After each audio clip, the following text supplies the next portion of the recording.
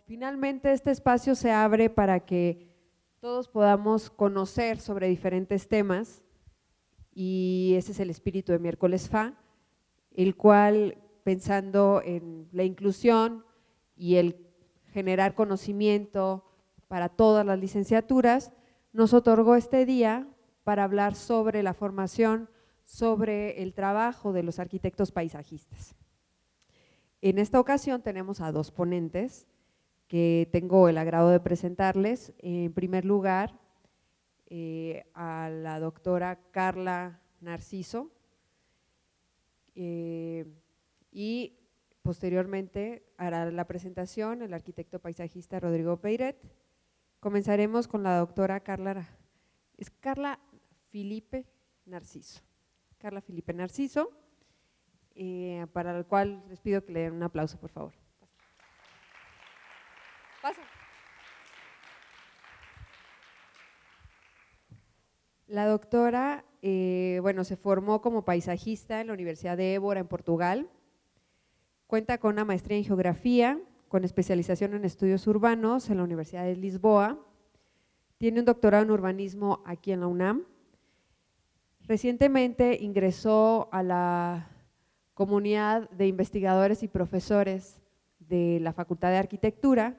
Es investigadora del Centro de Investigaciones de Arquitectura, Urbanismo y Paisaje y forma ahora parte de nuestra planta docente en la Unidad Académica de Arquitectura de Paisaje. Como trabajo profesional, además de estudiar tanto, ha trabajado y nos va a mostrar algunos ejemplos de trabajo que desarrolló en la Secretaría de Medio Ambiente y Urbanismo en Natal, Brasil, y además fungió como funcionaria en el Ayuntamiento de Almodóvar en Portugal. Entonces, por favor, les pido un fuerte aplauso para la doctora Filipe Narciso. Gracias.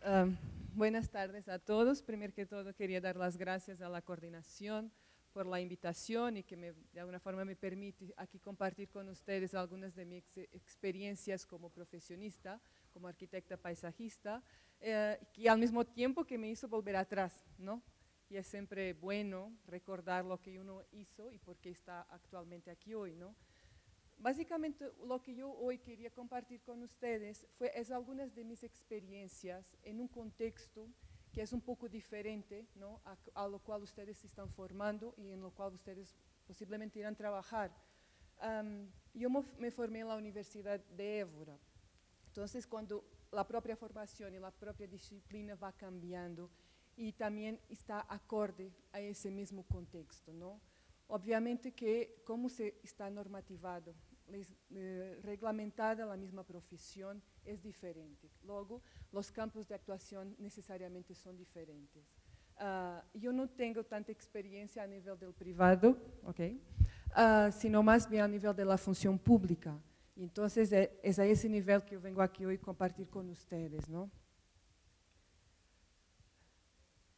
Primeramente, porque esto para nosotros como paisajistas era muy importante, ¿no? Cuando uno ingresa a la carrera ahí en la Universidad de Évora, esta frase salta y nos acompaña a lo largo de casi de toda nuestra vida, ¿no? Es como la Biblia de una frase que uno trae eternamente, ¿no? ¿Qué es la arquitectura del paisaje, no? Es el arte de ordenar el espacio exterior en relación al hombre, o sea, el paisaje, como una unidad geográfica, ecológica y estética, resultante de la acción humana y de la reacción de la naturaleza, ¿no? Esto es como lo que nos dice el padre, ¿no? de la arquitectura paisajista allá y que nos va a acompañar y que va a marcar nuestro percurso de alguna forma y que también hace que se diferencie de las otras mismas disciplinas, no caso de la arquitectura, que puede haber ciertas similitudes, ¿no? Entonces, al arquitecto paisajista compite el papel de criar en cualquier paisaje, que es el soporte de las comunidades humanas. Esto es fundamental que uno tenga, ¿no? El paisaje no existe por sí mismo, para uno, pero es un soporte. Y nosotros cuando intervenimos tenemos siempre que tener atención a este soporte, ¿no? La mejor forma de considerar y desarrollar sus valores culturales y recursos biofísicos, ¿no? El arquitecto paisajista, teniendo al hombre como centro de todos los cambios, tendrá de ordenar las diferentes formas de vida autónomas en su esencia biológica, que están sujetas a una evolución preconcebida y cíclica en el tiempo. Esto es fundamental. Nosotros trabajamos con materiales vivos, que se mueven y que cambian a lo largo del tiempo, ¿no? Entonces, nunca podemos decir que nuestra obra está concluida. ¿Qué es eso? No, tenemos siempre que estar pensando más allá, ¿no? ¿Cómo va a ser de aquí por un tiempo, ¿no? Y acorde a las mismas condicionantes climáticas. ¿Cuál será este elemento diferencial de la arquitectura paisajista, ¿no? Es necesariamente porque es la concepción de una obra en el espacio y en el tiempo, ¿no? Y que las intervenciones no pueden destruir en caso alguno la armonía del conjunto del paisaje, de la unidad del paisaje. No la unidad cuando uno hace estas diferenciaciones, ¿no?, de paisaje, ¿no? Aquí es asentamientos, aquí área protegida, no a ese nivel, sino como un todo, ¿no? Pensar un proyecto, pensar un paisaje como un todo, ¿no? Donde el potencial ecológico, la acción antrópica y la exploración biológica tengan una continuidad, ¿no? Eso es muy importante, que haya un continuo, ¿no? Seguramente ustedes ya han escuchado hablar mucho en las clases de ustedes de este continuo natural es fundamental, ¿no? No puede haber una quiebra porque trabajamos con la naturaleza. Entonces, ¿cómo mantener esta unidad, ¿no?, cuando tenemos paisajes tan distintos, ¿no?, con valores tan distintos, ¿no? Esto es todo un reto, ¿no? Es todo un desafío, ¿no? Cómo trabajar, por ejemplo, en paisajes históricos, ¿no?, paisajes culturales, ¿no? Yo aquí les puse el ejemplo de Sintra, en Portugal, y el ejemplo del norte, ¿no?, que ya son paisajes que ya están constituidas y establecidas, ¿no?, como culturales, ¿no?, como históricas, ¿no?, y que hay una serie de lineamientos importantes que uno tiene que tener en cuenta a la hora de intervenir. O en el caso del paisaje ya contemporáneo, ¿no?, pero que ya es un marco del mismo lugar, ¿no? Aquí les traje el ejemplo de la Fundación Serralves, no Porto, y del Parque Eduardo VII en Lisboa, ¿no? Yo, bien, siento que les traigo ejemplos fuera, pero son los que están más cercanos a mí, ¿no?, con los cuales yo crecí a aprender lo que era el ser arquitecto paisajista, ¿no? ¿A qué escalas trabajamos, no? Tenemos como dos formas distintas de intervenir, ¿no? Por un lado tenemos las escalas de planeamiento y por otro las escalas de transformación del territorio. Obviamente es muy distinto cuando nos presentamos a paisajes rurales, ¿no?, a ecosistemas naturales que ya están protegidos por ley y que tienen determinadas normas que uno tiene que seguir para intervenir, o cuando tenemos recuperaciones de áreas urbanas. Obviamente que estamos hablando de escalas de intervención muy distintas y que tienen requerimientos muy distintos. Como una profesión, la arquitectura paisajista puede ser muy generalista, ¿no? Pues porque el conocimiento que vamos teniendo nunca es muy profundo, ¿no?, porque se va trabajando entre diferentes disciplinas, ¿no?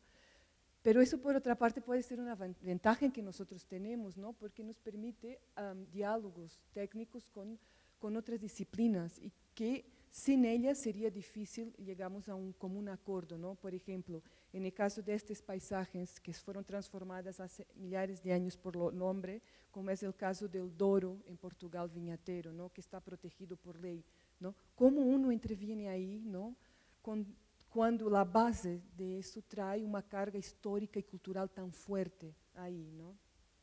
Entonces, es necesario tener este recurso a las diferentes disciplinas, ¿no? O en el caso, por ejemplo, cuando intervenimos en áreas que tienen una presión turística tan fuerte, pero que al mismo tiempo son áreas históricas, ¿no? O áreas como parques naturales protegidos, ¿no? Entonces, puede parecer que es muy concreto el ámbito, pero al mismo tiempo es muy amplio, ¿no? Y los requerimientos también son muy amplios, ¿no?, de los diferentes paisajes, ¿no? ¿Cuál es nuestra concepción, ¿no? ¿Cuál es nuestro reto, ¿no?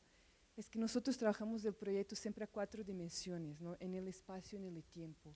Y la cuarta dimensión es algo que uno nunca puede medir, ¿no?, porque es el hombre, es el material vivo con lo cual vamos trabajando, ¿no? Entonces, creo que ahí tenemos lo mayor desafío de todos, ¿no? Cómo trabajar con el material vivo, cómo trabajar con el hombre, para las comunidades. ¿Y dónde empieza? ¿Dónde empezamos? ¿Por dónde empezamos, no? Por el conocimiento del territorio y de su pasado. Eso es fundamental a cualquier escala de intervención, ¿no? Entender el sitio, percibirlo, ¿no? Cómo funciona, ¿no? No verlo como un objeto, ¿no? Pero la historia que de ello emana, la historia de las relaciones socioterritoriales que se van construyendo en ese lugar, ¿no? Y posteriormente cómo funcionan los elementos naturales, ¿no? Porque cada área geográfica pues, es muy distinta y hay que tener eso en cuenta también. Segundo punto, el estudio de la relación entre el programa y el sitio, ¿no? ¿Qué tanto se puede adecuar? ¿Cómo podemos intervenir? Que haya una simbiosis, ¿no? Entre lo que se pretende hacer y las características que tenemos de este lugar, no solo naturales, pero físicas, económicas, políticas, ¿no? Y finalmente, cómo responder a los grandes desafíos levantados por las distintas incompatibilidades. Quizás eso a nivel privado no sea tan visible y quizás posteriormente próximo ponente nos pueda hablar un poquito de eso, ¿no? Pero en términos de la escala regional, esto es un reto importantísimo, ¿no? ¿Está bien? Sí me escucho, ¿no? Las incompatibilidades que tiene el territorio, ¿no? Y cómo hacer potencializar ese territorio para las comunidades humanas, ¿no? Eso es todo un desafío, ¿no? Entonces, ¿cuáles son las escalas de la arquitectura de paisaje?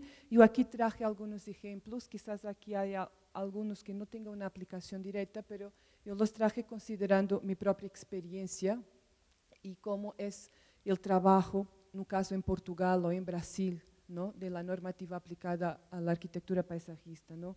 Sin embargo, es transversal a todas las escalas que tiene implicaciones, responsabilidades y desafíos de diferente orden, ¿no? Y como les comentaba, ¿no?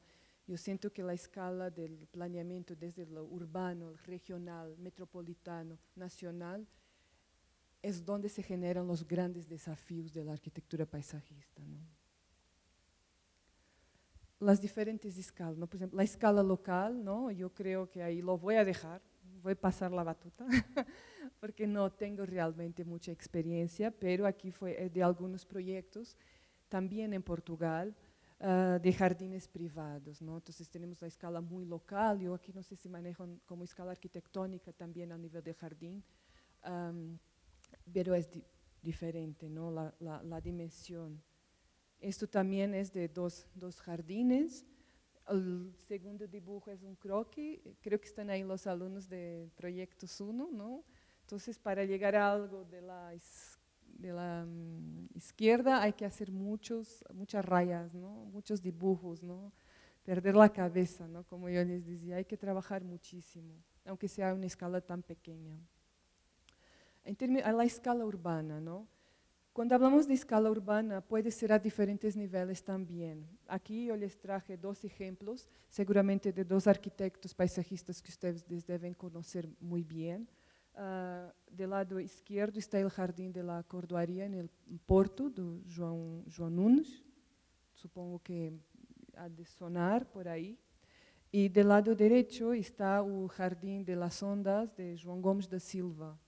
Esto es un trabajo, a mí me parece bastante interesante porque es el ejemplo de cómo el trabajo interdisciplinario puede generar cosas tan interesantes, ¿no?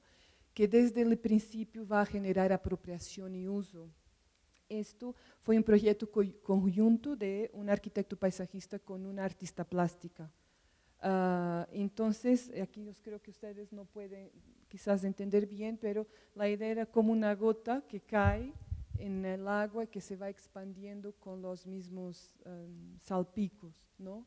Este proyecto fue muy interesante, sonó mucho, creo que incluso hasta ganó varios premios, no solo por la integración de una equipa que a partida no se veía tan clara, sino también por el propio concepto, ¿no? Ustedes que están ahora trabajando los conceptos, esto puede ser un ejemplo, ¿no? De un concepto bastante interesante que tuvo un buen resultado y eso se pudo ver posteriormente cómo la gente lo usa y cómo la gente se va apropiando de este espacio, ¿no? También a escala urbana, aquí yo les quería mostrar un ejemplo de una escuela, y es justo lo que es de Proyectos UNO van a trabajar, una escuela, que es una escala, en este caso es mucho más grande, aunque continuamos en la escala urbana.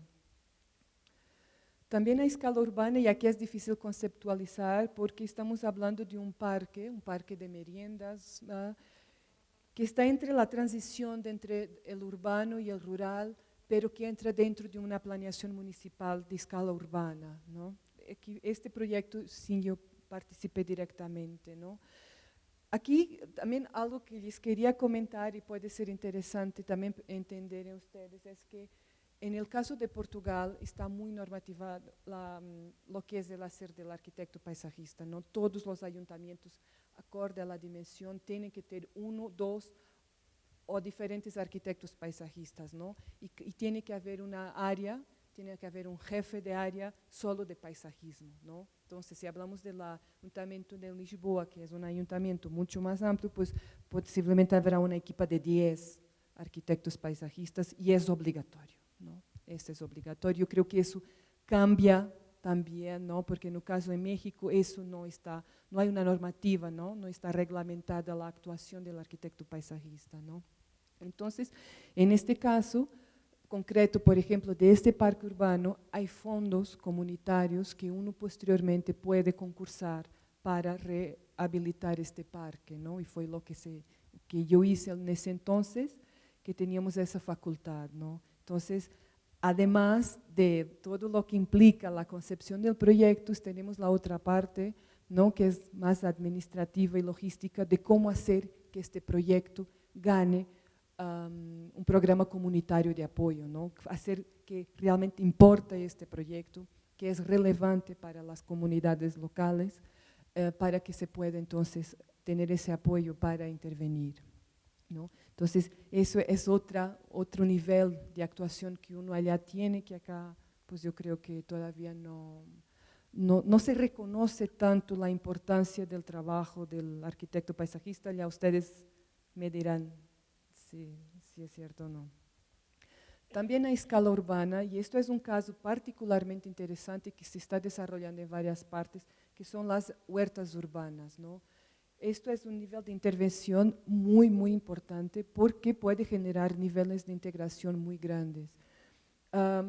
Esto es en Lisboa.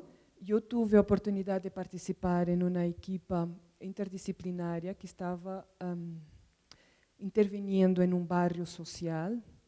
Hay un barrio allá en Lisboa que nace de la migración de todos los que regresaron de Cabo Verde, Angola y de las colonias portuguesas, ¿no? También, y se fueron, era como las afueras, que en ese entonces todavía no estaba urbanizado, se empezó a urbanizar este barrio por migrantes, sobre todo. Pues resulta que por la urbanización va creciendo, y ya llegó a este lugar. Y este lugar es un lugar privilegiado porque tiene una vista, una panorámica impresionante sobre toda la área metropolitana de Lisboa, ¿no? Entonces ya puede imaginar la presión inmobiliaria que está habiendo sobre este barrio de desalojo de estas personas, ¿no? Entonces se hizo todo un proyecto con una equipa muy grande de sociólogos, de geógrafos, ¿no? De antropólogos, donde yo también tuve oportunidad de participar, para ver las potencialidades de este lugar y cómo no se podía sacar a la gente de este barrio, ¿no? Entonces, yo fui a analizar las huertas urbanas. Fue muy interesante entender que para más de 50% de las personas que vivían en ese barrio, el modo de subsistir eran las huertas que ellos cultivaban entre las vías, la autopista, y hay una margen de protección, ¿no? Como aquí no sé cómo sería, entre la vía principal, hay una área de pública que no se puede construir, que es de un derecho de vía, exacto, que son creo que más de 50 metros. Entonces estas personas utilizaban estos espacios para cultivar hasta cerdos había, ¿no? Entonces, si uno iba por la vía, hasta cerdos. Pero lo interesante de esto era ver cómo esto generaba integración dentro del mismo barrio, porque se generaba como redes de apoyo y de cultivo y que iban a vender. Entonces, aquí yo creo que es una área de intervención muy importante porque tiene implicaciones directas en la integración social de las personas. En este caso concretamente, que ya no es en este barrio, sino en otro, está ayudando mucho a la integración de las personas con cierta edad que se han jubilado, muchas que hizo varios estudios que tenían depresión, muchos que estaban abandonados en sus casas, entonces ahora tienen la oportunidad de salir y también tener cierto ingreso, ¿no? Porque ellos pueden vender al mercado. Obvio que esto está muy, muy, muy legislado, ¿no? Hay normas para todo eso, pero es una forma de integración, ¿no? De las minorías y que creo que es un punto muy importante de la actuación de nosotros, ¿no? Porque trabajamos, se supone que tenemos un impacto social, ¿no? Muy fuerte en el territorio. Pasando aquí también dentro de la escala urbana, pero a nivel de planeamiento y que ya implica otra normatividad, ¿no? Trabajar con equipas todavía más densas y que puede generar muchos conflictos, ¿no? Aquí les traje el plan de urbanización de un municipio de allá de Portugal, ¿no? Nada más para mostrar o que tuvieran una idea de las diferentes escalas, ¿no? Estos planes de urbanización lo que te van a permitir es definir áreas donde se puede o no se puede construir, áreas que se tiene que proteger, áreas que están direccionadas para espacios verdes públicos, ¿no? Pues a una escala urbana. Dentro de la escala urbana, y aquí en un proyecto que también tuve la oportunidad de participar, aquí en Natal, en Brasil, fue el plano de arborización que estaban desarrollando para el municipio. Básicamente este plan tenía como objetivo hacer como un catálogo de todas las especies, ¿no? de la ciudad, ¿no? Aquí se generó varios conflictos, porque imaginen cómo es el sector público, ¿no? Y Brasil yo creo que está más cercano quizás a México. Bien, todos los levantamientos se hacen con una lentitud impresionante. Entonces, imagínense, cuando llegaran al final de la avenida principal, a lo mejor lo que existía al inicio ya se había corto, ya se había destruido, entonces no hacía mucho sentido como se estaba sectorizando las áreas, ¿no? Por las especies, además eran especies nativas, ¿no? Entonces, yo tuve oportunidad de participar, creo que todavía no se implementa, porque sí es muy complicado y ha generado muchos conflictos, ¿no? En términos de planeación. Pero bien, es otro ejemplo, ¿no? de dónde uno puede trabajar, uno puede participar, ¿no? Ya sea para decir, no, esto no sirve, ¿no? También es importante, ¿no? Que uno tenga conciencia de eso. Aquí también en la escala urbana, este es un proyecto de la orla costera del sur de Portugal. Es un plan de urbanización, pero ya es un poco más amplia la escala, aunque estemos trabajando en la escala urbana, porque aquí también hay es lo que les comentaba hace rato, ¿no? Cómo intervenir en áreas que son de protección de orla costera cuando tenemos un complejo turístico por detrás, ¿no? Que quien está por detrás tiene un peso muy grande para que esto siga para adelante, ¿no? Pasando en cierta medida por las normas, ¿no? También es otra escala de trabajo y que también muy complicada, muy complicada. Bajando a la escala urbana, entramos entonces en el plano parcial de ya definir concretamente, ¿no? Los loteamientos, la área verde, qué va a hacer, qué vamos a construir de área verde ahí, cómo se va a construir, ¿no?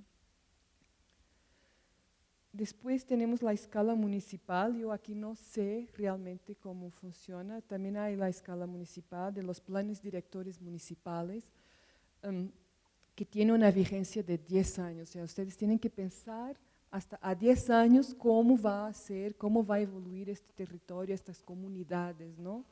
Aquí también se define grandes áreas a una escala más amplia y con menos promenor que el plan de urbanización. Esto es el plan director municipal de Natal en Brasil. Por eso fui a Natal, por eso fui a Brasil, principalmente para participar en este plan director. Les comento que es un trabajo muy difícil, no quiero para nada asustarlos, porque también es muy gratificante, porque se aprende mucho, pero en este caso, y cuando hablamos de planeamiento participativo, es muy difícil porque juegan muchos intereses, ¿no? Entonces uno como técnico, como profesionista, tener que lidar con todos esos intereses, mediar esos intereses, ¿no? Y plasmar algo que esté agrado a todos, es muy, muy complicado, ¿no? Aquí les traje también a nivel municipal algo que se ha trabajado mucho en Portugal, que es la estructura ecológica urbana. Esta es la estructura ecológica de Porto, ¿no? Yo les quería traer de la área metropolitana de Lisboa, pero no tuve elementos no conseguí las imágenes para traerles, ¿no? Esto yo creo que es un campo de actuación muy interesante, ¿no? Cuando uno se propone a delimitar como un instrumento de gestión territorial lo que es la estructura ecológica urbana, ¿no? Porque estamos trabajando en una escala de planeamiento que requiere la conexión de muchos elementos, ¿no? Y de muchas bases normativas, legislativas, ¿no? Para integrar algo como esto, ¿no? Y aquí les traigo un ejemplo de planeamiento a la escala metropolitana, ¿no? Que aquí los planos se hacen considerando los varios municipios colindantes que tienen todavía implicación en el ordenamiento territorial, ¿no? Por ejemplo, no se puede, imagínense, no tengo nada de apuntar, pero imagínense, están a ver Natal, el aeropuerto está en otro municipio, ¿no? Se quiere generar la carretera que conecta la principal ciudad con el aeropuerto, ¿no? Esto no es una cosa que, o sea, traspasa los límites, las fronteras, ¿no? Entonces, hay que generar planos y políticas que definan y que de alguna forma entren en congruencia con lo que está pasando en los diferentes municipios que son necesariamente distintos. Aquí les traje también a la escala regional un ejemplo muy interesante que generó muchos conflictos. Aquí quien estaba llevando esto adelante era una arquitecta paisajista, que era ¿no? Y creo que todavía es la coordinadora de desarrollo regional. Entonces, como pueden ver, hay arquitectos paisajistas, no caso en Portugal, que están ocupando altos cargos, ¿no?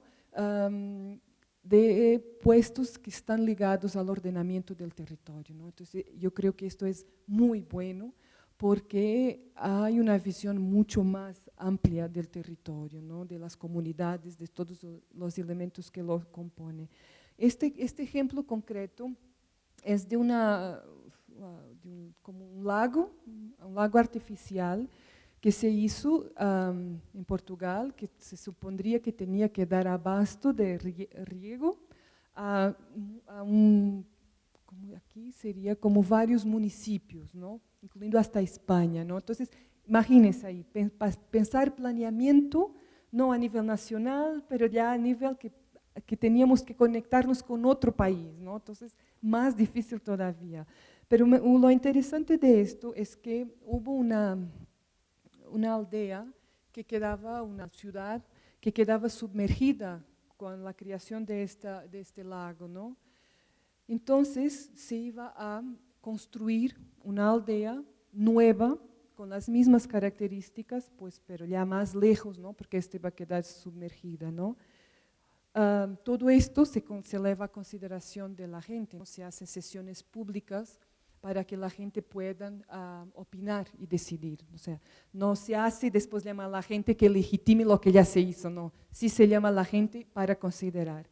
Y esto fue como un centro de debate y como profesionista lidiar con esto es muy interesante, porque cuando se habla de hacer un plan de urbanización para una nueva ciudad, pues la gente quiere que su casa sea exactamente igual a lo que estaba anteriormente, ¿no? Incluso lo mismo jardín, es que los mismos metros cuadrados, ¿no? Y que mi vecino sea el mismo vecino de la ciudad, ¿no? Y que el pajarito que yo tenga sea el pajarito que va a estar allá a la puerta. Claro que con las nuevas normas urbanísticas hay muchas cosas que no se puede ya hacer, ¿no? Entonces, ¿cómo pasar todo eso a un territorio nuevo, ¿no? Cuando aquí no trabajando de raíz, ¿no? Del espacio, pero pasar todo lo que la gente quiere y necesita, ¿no? Y que son parte de su misma identidad, ¿no? Cultural, ¿no? También hasta de producción de ese mismo espacio, ¿no? Entonces, se generó un debate muy interesante en torno a este plano de ordenamiento, que afortunadamente se pudo al final conciliar y que estaba dirigiendo una equipa, una arquitecta paisajista, ¿no? Aquí también a escala regional, también de planeación de aquí de un caso de un río, ¿no? Que atraviesa varios municipios, ¿no? Se tiene que generar acuerdos que sean intermunicipales, ¿no? Pero también no solo de acuerdo, pero también de cómo hacer potenciar ese mismo territorio, ¿no? Porque la gente sí está de acuerdo siempre y cuando eso tenga un beneficio propio para ellos mismos, ¿no? Entonces, es complicado. Y finalmente, la escala nacional. Estos fueron los mapas algunos de los mapas generados por la Política Nacional de Ordenamiento del Territorio.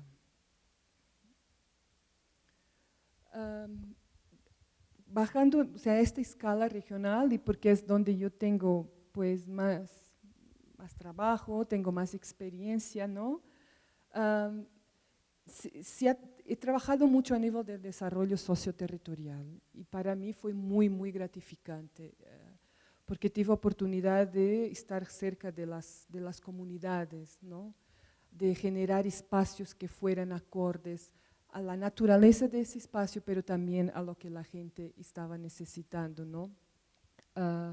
Tuve oportunidad de trabajar en la Agenda 21 local, que eso acá no se está implementando. Esta es una directriz europea que tenía como fundamento generar, o sea, potenciar territorios, sobre todo territorios rurales, ¿no? Ver cuáles serían las potencialidades para que esses territorios pudieran ser más competitivos, ¿no?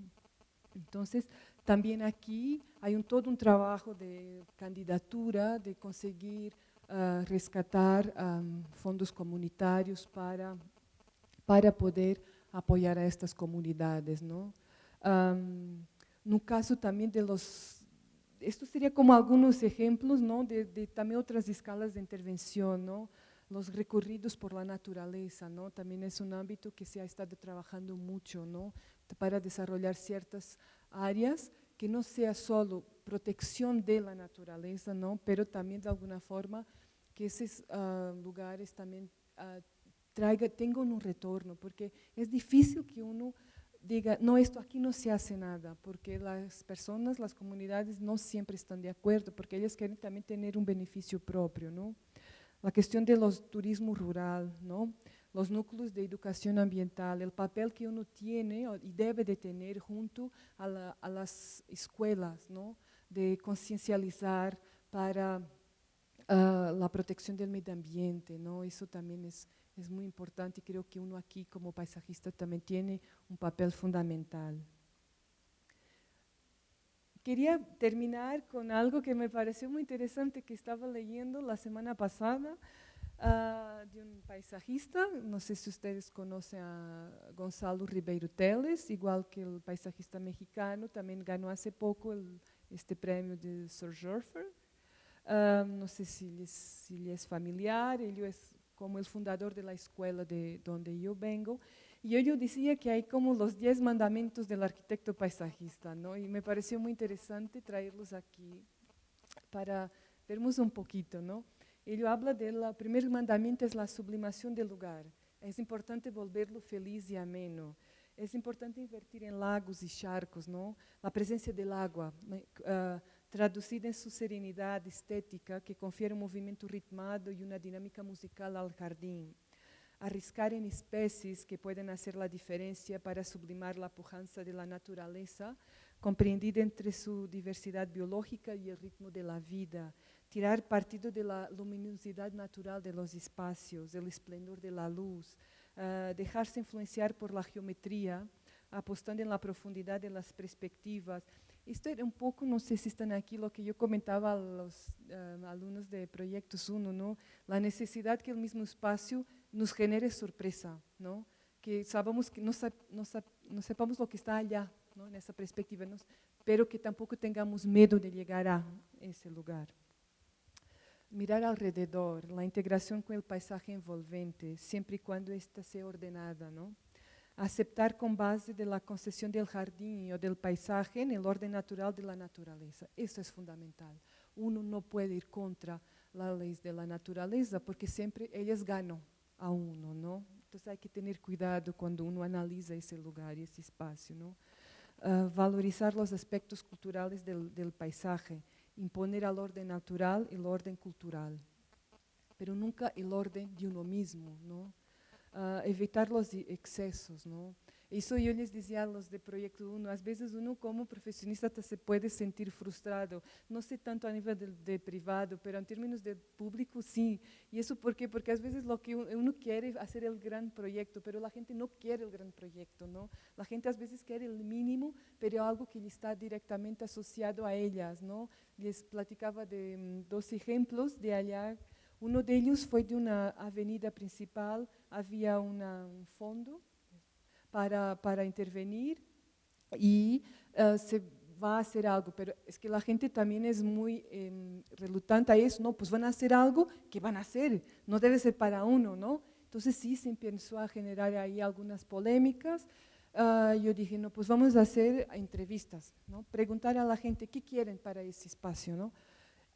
Pues resulta que la gente lo que quería para ese espacio eran árboles de la naranja, naranjos, ¿sí? Se dice naranjos, querían naranjos, porque ellos querían pasar y si les da hambre, ellos querían comer.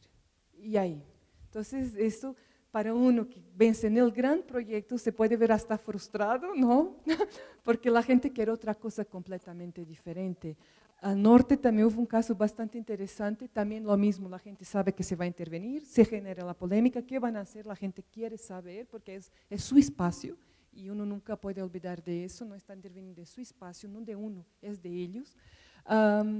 Y también, ¿qué quieren? Es que nosotros queremos los arbustos de la uva, ¿cómo se dice? Querían eso. Hoy ya tiene hasta una cooperativa armada.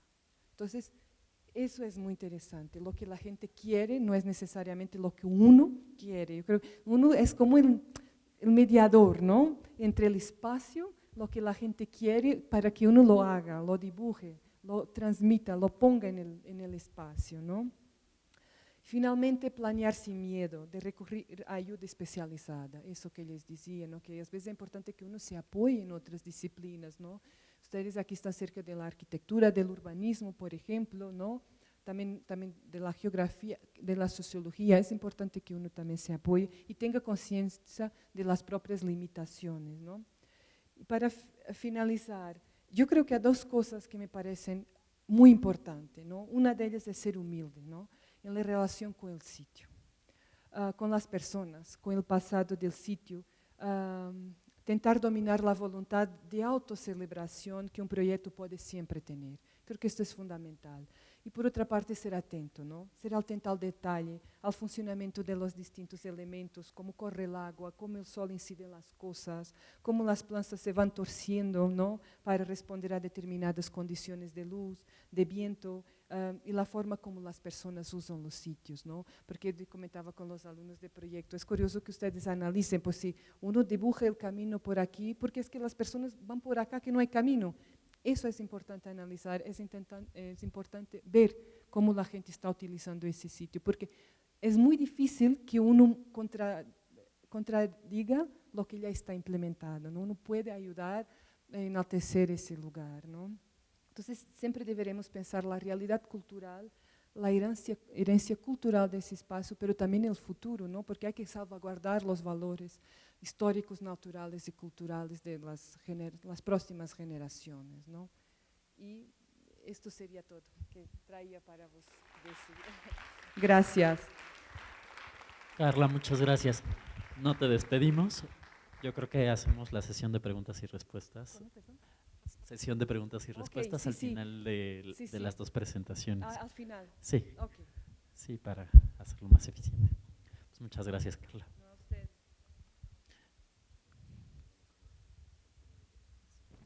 Bueno, ahora les quiero presentar la siguiente participación al arquitecto paisajista Rodrigo Peiret.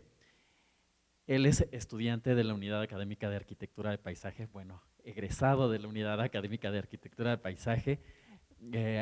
Hace 11 años fundó un despacho que se dedica principalmente a hacer proyectos de arquitectura de paisaje en todas las escalas, incluyendo el espacio público, ordenamiento territorial, proyecto arquitectónico residencial, proyecto arquitectónico en la ciudad, en áreas rurales también. O sea, tiene un gran abanico de intervenciones de la arquitectura de paisaje. Y ahora nos va a presentar un poco de su trabajo y de del desarrollo profesional que ha conducido en este taller. Bueno, bienvenido, Rodrigo. Bueno, ya veo que hay algunos que están un poco cansados. Voy a tratar de ser breve. Bueno, para mí es muy importante estar aquí con ustedes. Primera vez que estoy aquí en un foro en la ciudad universitaria, donde estudié, igual que lo están haciendo ustedes. Y bueno, la invitación se me hizo para hablarles de la experiencia que hemos ido construyendo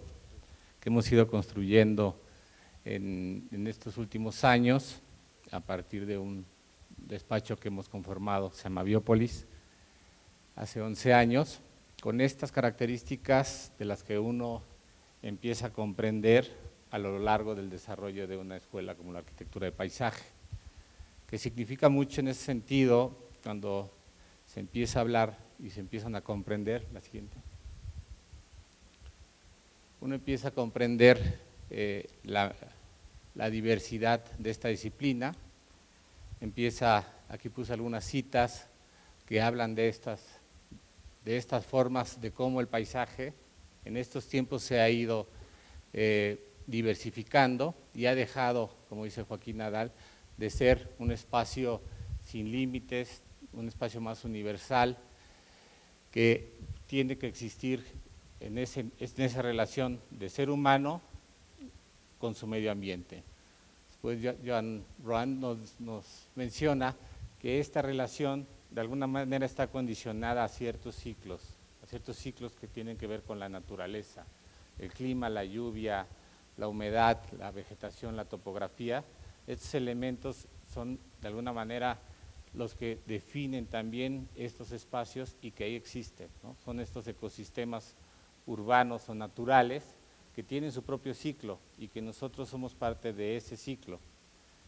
Michel Corayud aborda es un parteaguas muy importante en la formación que tuve, porque él habla de esta horizontalidad de profesiones para abordar esta diversidad de problemas, esta diversidad, esta visión tan amplia, para abordarla de diferentes temas y poder bajar estos temas también a otra profundidad, ¿no? Lo que es la parte social, lo que es la parte económica, lo que es la parte ambiental, lo que es la parte urbana. Entonces, todos estos temas tienen que ver con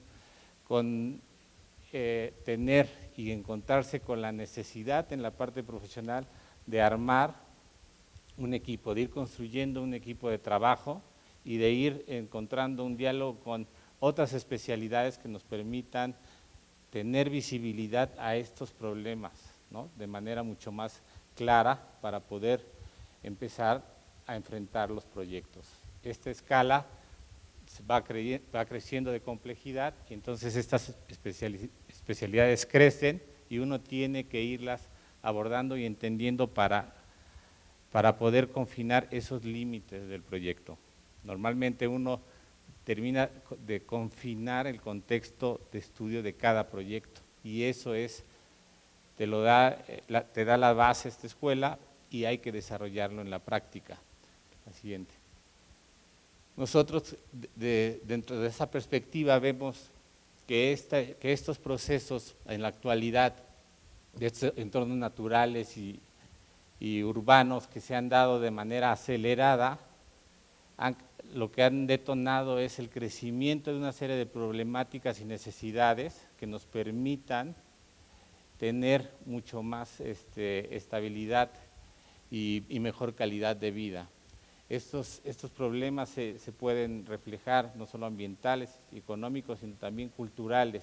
Entonces estos procesos de consolidación y deterioro, lo que requerimos es esto, una disciplina de paisaje que tenga esta visión multidisciplinaria y pueda abordar estos espacios con una claridad y un análisis mucho más profundo que nos permita establecer un proceso de planeación y diseño para la solución de estos espacios. No hay fórmulas, no es una fórmula la que se desarrolla, sino más bien una capacidad de entender qué es el sitio, qué es el sitio y en dónde está ese sitio y quién vive ese sitio y todos estos factores que conviven en él.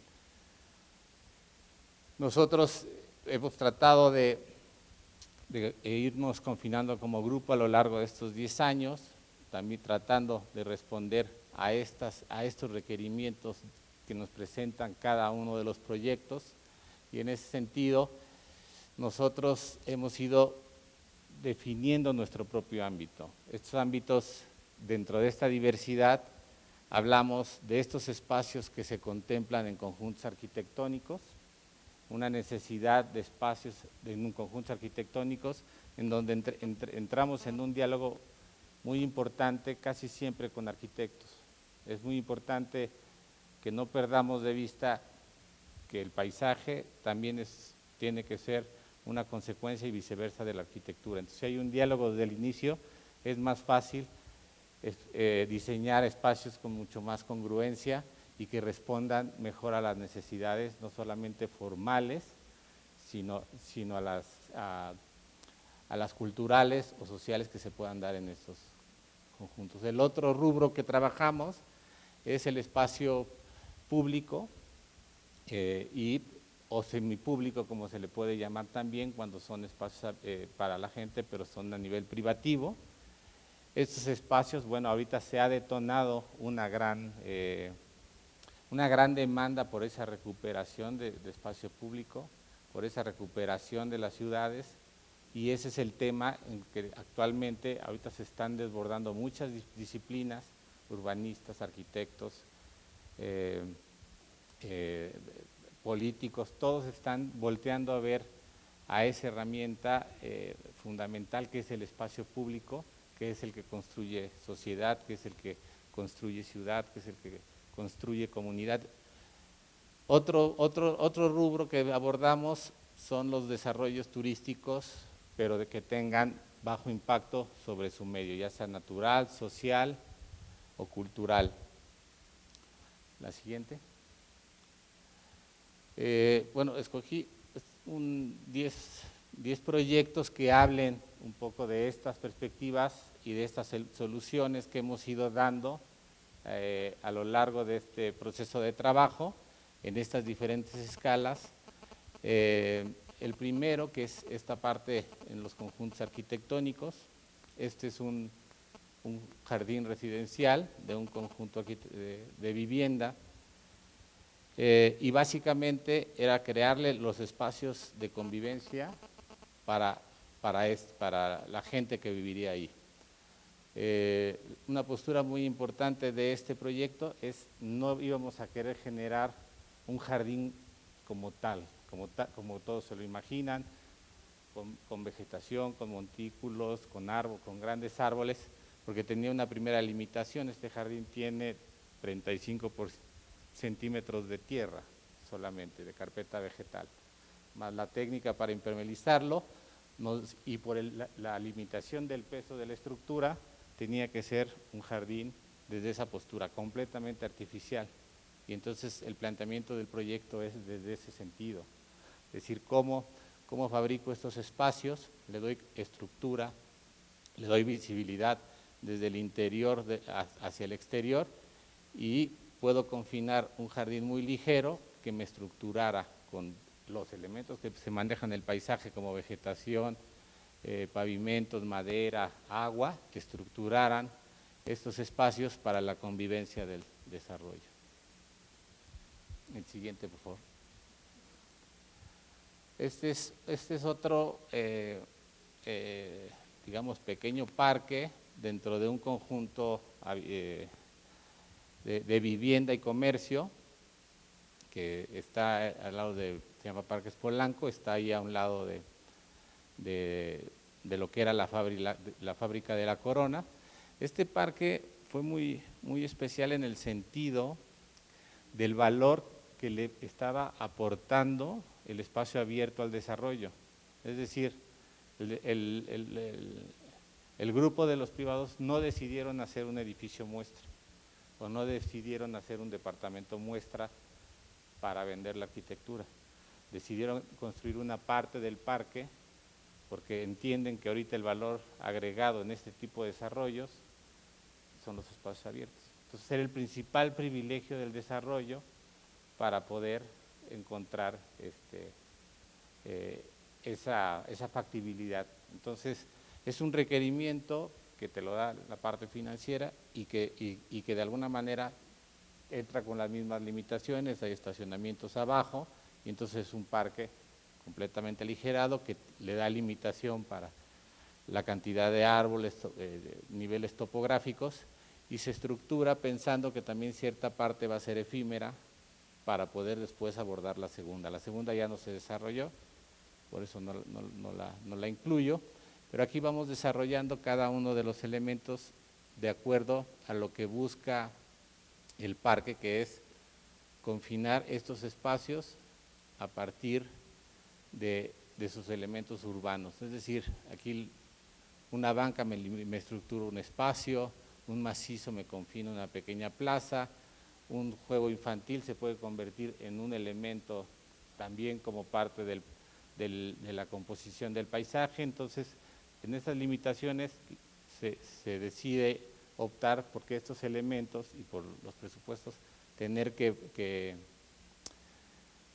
confinar a base de pequeños elementos de espacios, ¿no? Y ya después, bueno, los árboles han crecido y se estructuró más, pero de entrada era importante dar esta respuesta inmediata porque era lo que quería ver la gente para poder desarrollar una idea de lo que tendría y fue un éxito. Creo que acertaron mucho porque se vendieron todos los apartamentos, ya después la segunda etapa hubo otros intereses y se deforman las cosas, pero esto es muy importante porque ponen en valor al espacio abierto, en valor al trabajo de un arquitecto de paisaje.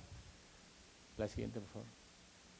Esta es una escala un poco más urbana, este es un espacio que trabajamos con un despacho en Guadalajara, asociados para desarrollar este nodo, que una serie de oficinas que se iban gubernamentales que se iban a demoler, entonces liberaba un nodo urbano muy importante en Zapopan, muy estratégico, y ahí el proyecto se define dejando una parte como oficina de gobierno, uno de los edificios, otros edificios como edificios de viviendas y un tercer componente que es una zona comercial. Entonces el estructurador de este espacio, el estructurador de la recuperación de este espacio era definir el emplazamiento de paisaje.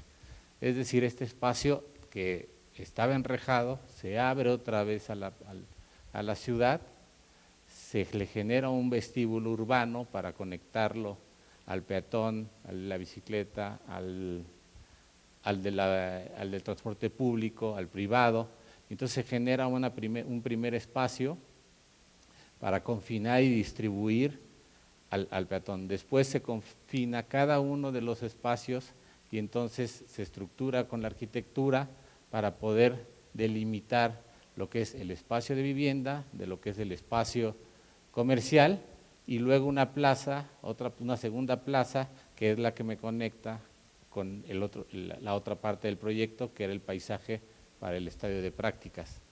Entonces, estas factibilidades es donde entra esta parte multidisciplinaria, donde tiene que haber un proyecto privado que puede aportar un espacio público, que puede generar infraestructura para el gobierno, y se genera un nodo importante en la ciudad. Lo que provoca muchas veces estos proyectos es que se empieza a revalorizar y a detonar, son focos que empiezan a detonar otro tipo de espacios dentro de estos polígonos. Son estos proyectos detonadores de la recuperación del espacio que detonan otros. Este es lo que hicimos el año pasado. Bueno, está todavía como conceptual, en una etapa conceptual, y este proyecto es un campus para la Universidad de Tonalá, donde está hacia las afueras ya de la parte urbana y donde solamente hay parcelas agrícolas básicamente y una presa, ¿no? Entonces, esa presa y esas parcelas agrícolas son, digamos, los elementos de paisaje que se retoman para estructurar estos ejes y poder estructurar el campus en sus diferentes institutos, ¿no? Entonces, aquí se convierte la presa no como una limitación, sino más bien como el elemento que vamos a incorporar y entrando a la parte hidrológica a regular para que entre a ser parte de los espacios del campus. Entonces hay una fusión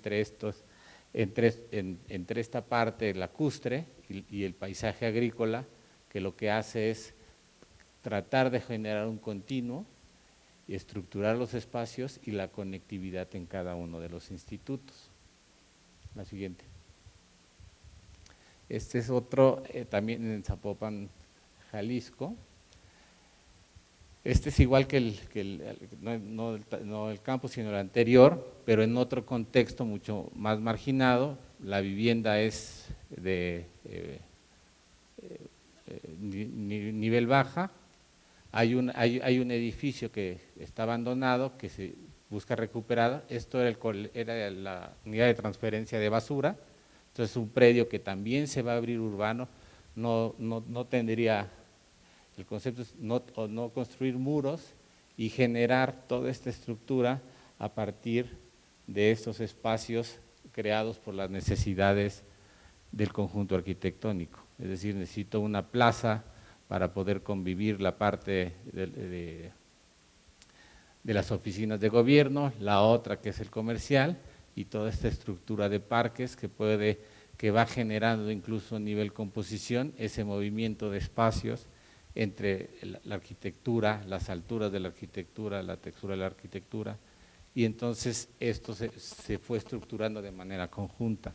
Estos tres trabajos los hemos ido trabajando en conjunto, y entonces sí hay un diálogo en crear lo que es el emplazamiento del conjunto con el lenguaje de cómo voy entendiendo y acotando los espacios para darle esta congruencia y este valor, sobre todo encontrando esta claridad para hacer legible, recorrible, que realmente conecte un rubro financiero o administrativo con uno comercial, con uno de vivienda. Entonces se mezclan usos, y en esta mezcla de usos es ahora una tendencia muy importante para recuperar el espacio, ¿no? Porque se abandonaban en el momento que se concentran las grandes densidades comerciales o financieras, y de noche no funcionan. Entonces, crear estas mezclas le devuelve una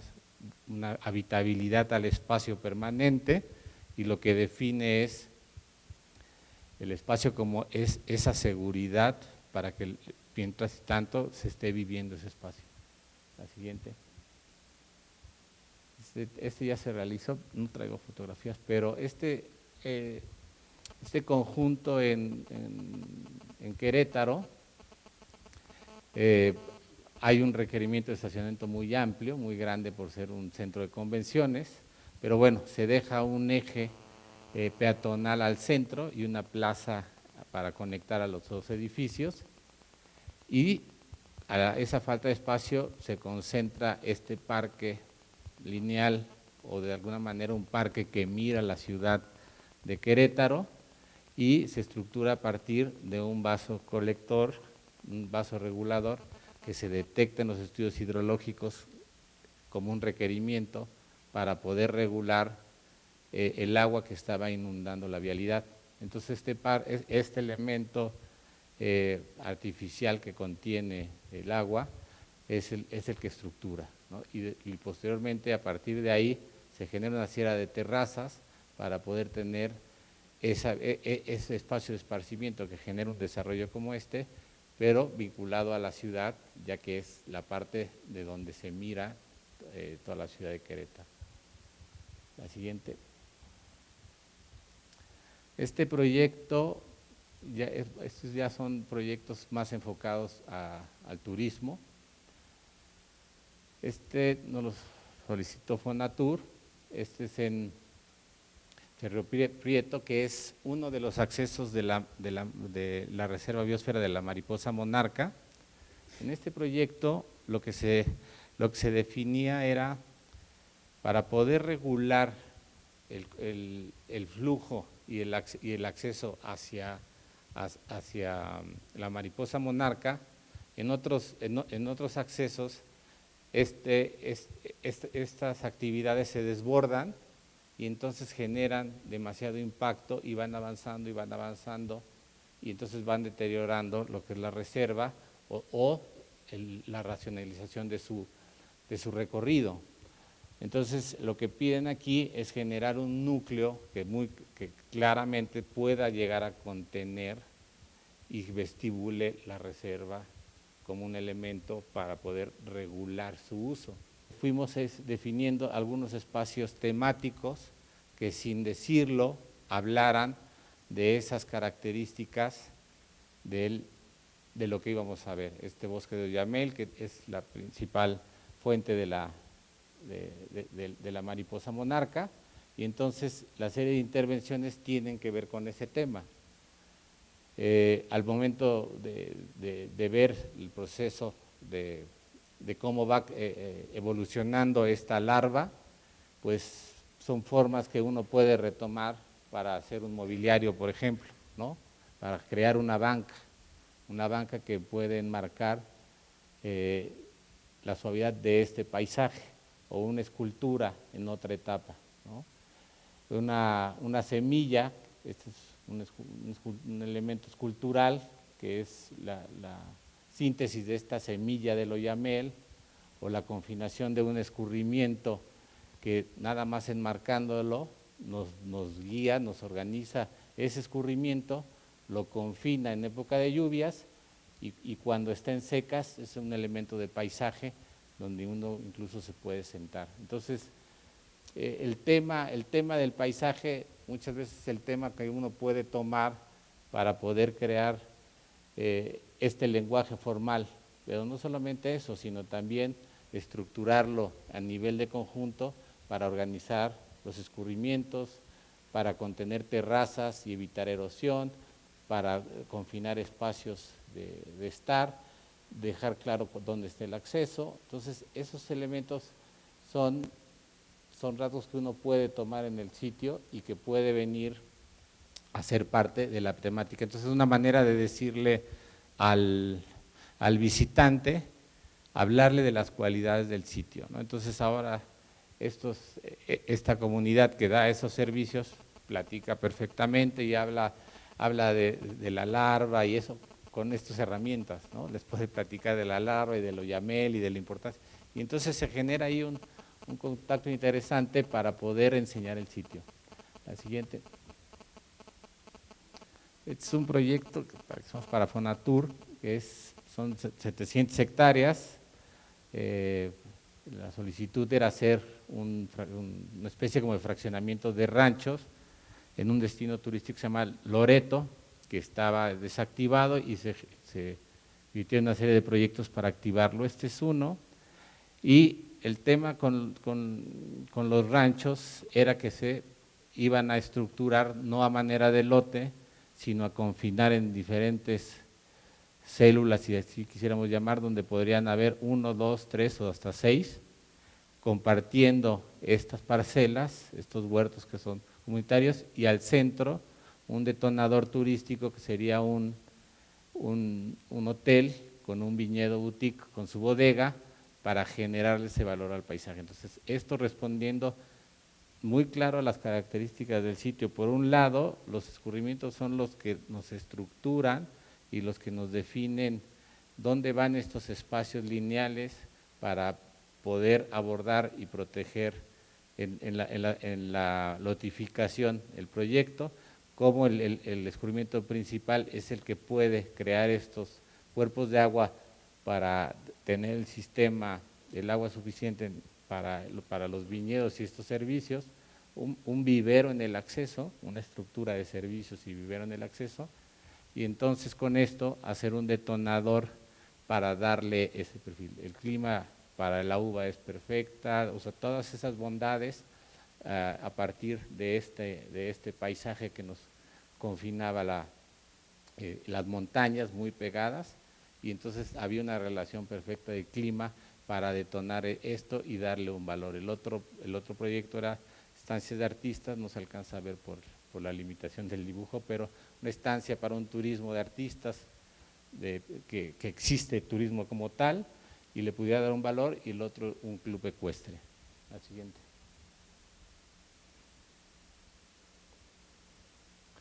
Este también es para Fonatura. Esto es la primera etapa de un centro integralmente planeado, esto que llaman CIP, y lo que ellos solicitaban en una primera etapa era estructurar el proyecto urbano de ciertos servicios para detonar todo el centro integralmente planeado, le llaman, y aquí había oficinas, comercios, servicios turísticos, y lo que ya nos encargaron a nivel ejecutivo era este parque que tenía que recibir el desarrollo. Entonces, esto está confinado en las marismas de Sinaloa, como podemos ver arriba, y conceptualmente lo que hacíamos para proteger el mangle era una transición entre la parte urbana, irla degradando y poder respetar al 100%, ya no llegar hasta el mangle y hacer una especie como de parque lineal, provocando esta transición. Que esta parte del tema, más que del mangle, se metiera al diseño del primer parque y fuera este ecosistema, este mangle, el que te recibiera y el que le diera el carácter al primer emplazamiento. No en esta negación del paisaje que siempre se encuentra en los desarrollos turísticos, ¿no? Donde te recibe una gran glorieta y una mega escultura. Entonces, estos valores del paisaje son siempre los que hay que estar retomando para revalorizarlos y poder trabajar con ellos, porque aparte tienen los esquemas ecológicos para poder funcionar de mejor manera. En términos, hay muchas limitaciones todavía, pero este es un enfoque que se tiene que ir buscando y reforzando, porque es la viabilidad a mediano y largo plazo. La siguiente. Es un proyecto que es más amplio, esta es la primera etapa, y es un desarrollo turístico en la Riviera de Nayarit, donde el detonador de la actividad turística es un tema ecuestre, es un club ecuestre de polo, que permitirá detonar una serie de actividades para desarrollar toda una zona. Esto después quizá lo podamos ver ya con más tiempo, y esta es la primera etapa, donde se confina en una parte ya erosionada, era un rancho erosionado, agrícola, abandonado, donde esa parte del valle es prácticamente sin tocar toda la parte de la selva, se reestructura, se reconfina el arroyo, se reestructura la permeabilidad de los suelos y se hace una serie de lineamientos para que este espacio pueda irse sosteniendo a través de una serie de ecotecnias como cuerpos de agua, minimizar luz, minimizar costos de mantenimiento, pastos propagados en sitio, entonces poderlo hacer viable. Entonces el tema es, aquí tratamos de enfocarnos también en los elementos arquitectónicos. En nuestro grupo de trabajo hay varios arquitectos también que colaboran, y lo que hicimos fue desarrollar conceptos que hablaran, que pusieran en un primer plano al sitio, es decir, diseñar una arquitectura desde el paisaje, y entonces esta arquitectura entraría en una interacción mucho más profunda desde esa perspectiva. Entonces, lo que son los espacios abiertos, lo que es la arquitectura, son las plazas, los vestíbulos, todo está buscado relacionarse y proporcionarse con ese paisaje. La siguiente. Estamos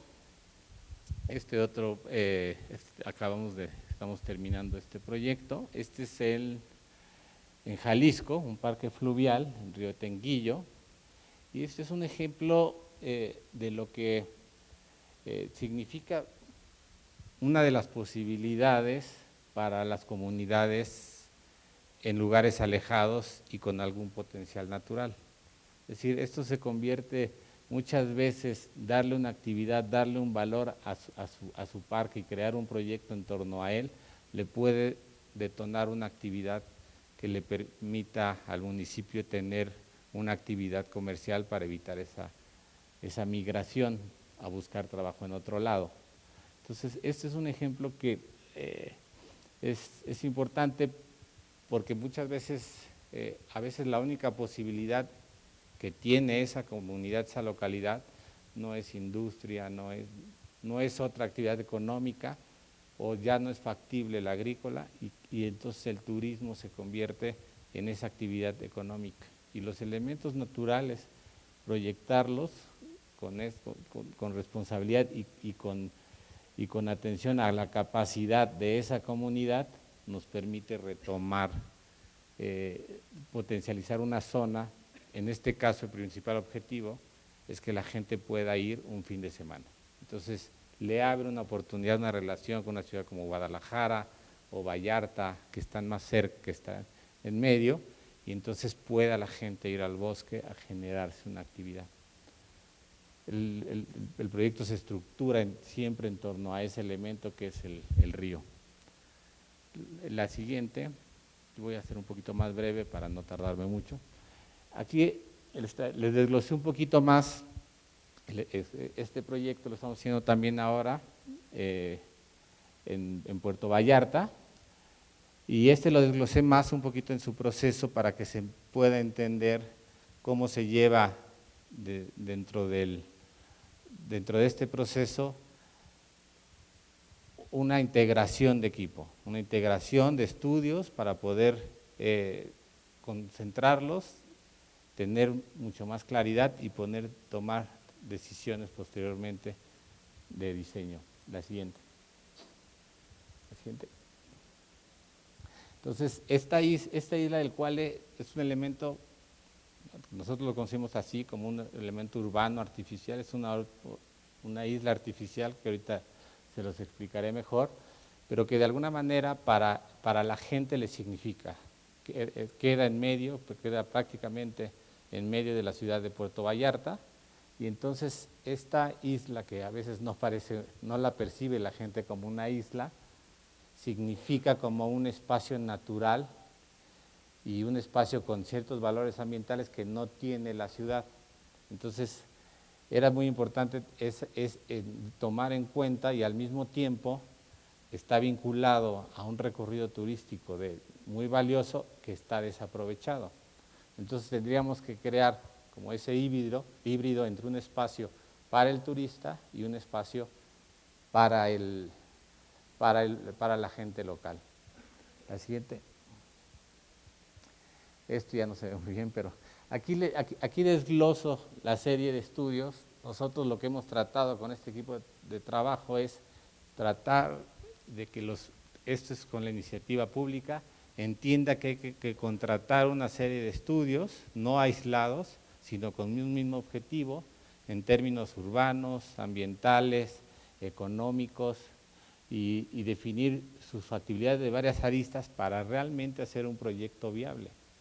Entonces, se entra una serie de especialidades y de estudios desglosados para encontrar esas factibilidades técnicas, económicas, financieras, ecológicas, locales, sociales y turísticas. Entonces se genera cierta información en las primeras semanas que empiezan a construir estas factibilidades y esta factibilidad sobre todo económica. Ahorita veremos por qué. La siguiente. Después, en la etapa 2, pues ya viene el desarrollo, teniendo bien claro, hay que tener paciencia y entonces empieza una etapa de diseño conceptual, de desarrollo arquitectónico, de desarrollo arquitectónico ejecutivo y todas las ingenierías que esto implica. Y entonces se acota un tiempo para entregar y entonces tenemos que hacer que ese organigrama y ese esquema de trabajo funcione.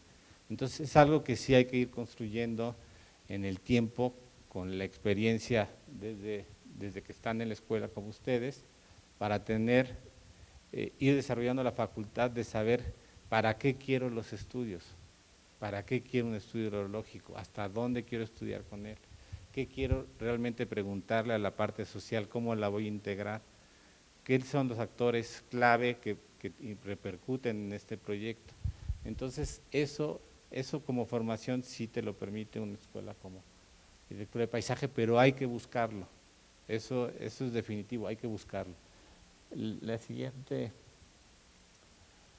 y aquí rápido, es un resumen, siempre hay que decir desde dónde empezamos, ¿no? ¿Qué es Puerto Vallarta y qué significa Puerto Vallarta, ¿no?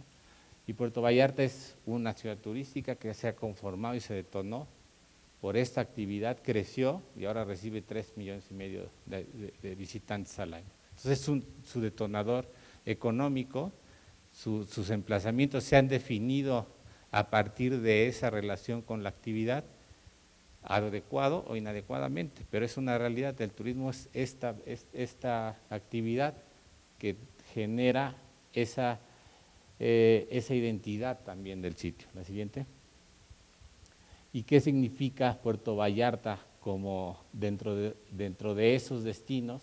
Es de los 4 más importantes de México, pero Puerto Vallarta tiene una cualidad diferente, más allá de los datos, que tiene un pueblo, ¿no? Tiene un pueblo conformado, tiene espacios, tiene galerías, tiene una comunidad, tiene esa vida de pueblo y cultural que no tienen o que carece un emplazamiento como Acapulco o como Cancún, ¿no? Entonces, dentro de esa diferencia, a partir de eso, junto con la Riviera Nayarit, sí se convierte en un destino muy importante de segundas casas, incluso el primero, porque la gente no solamente quiere conocerlo, sino quiere vivir, y es un dato que te arroja rápido, que te da visibilidad y te dice, es que esto significa para la gente que viene. Entonces, puede ser el cuarto, pero el primero en donde la gente quiere quedarse a vivir, y ese es un dato importante. Siguiente. Entonces vamos sacando una serie de datos en el tema de la participación ciudadana, se diseña una encuesta y entonces esta encuesta busca crear, se diseña para poder entender qué le significa al turista, qué le significa a la gente la isla del Cuale, cómo la percibe en su infraestructura, qué le gustaría tener y qué simboliza. Y casi coinciden los dos. La única diferencia es que el turista la siente mucho más, con mucho más riesgo, la siente abandonada, ¿no? Y la siente abandonada, pero le da ciertos servicios de restaurante y está bien. En cambio, para el local, dice, para mí significa, sí, es un valor ambiental, es nuestro pulmón verde, le da un valor, pero sí se da cuenta de la deficiencia de los servicios.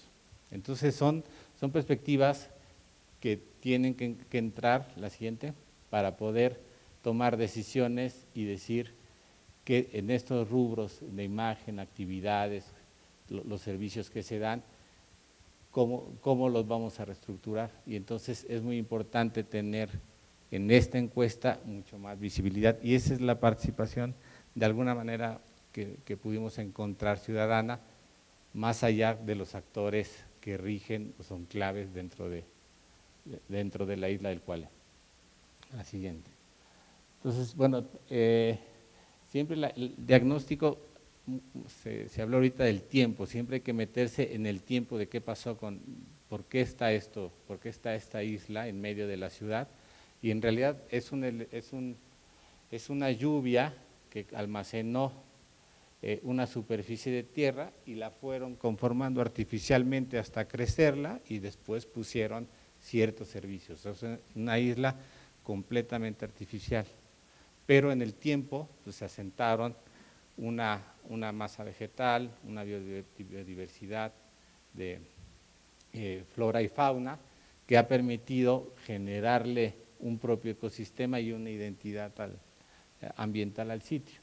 Entonces la isla en ese proceso construyó esa imagen y la gente por la topografía de Vallarta tiene mucha visibilidad hacia ese corazón verde, como le llaman.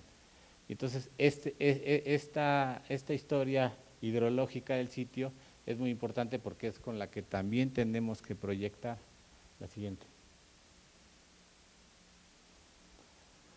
Entonces entramos rápidamente al levantamiento del estado actual de la isla, ¿no? Lo primero que hay que ver es el capital, el estado de deterioro es lo primero que uno ve. Hay que conocer primero el sitio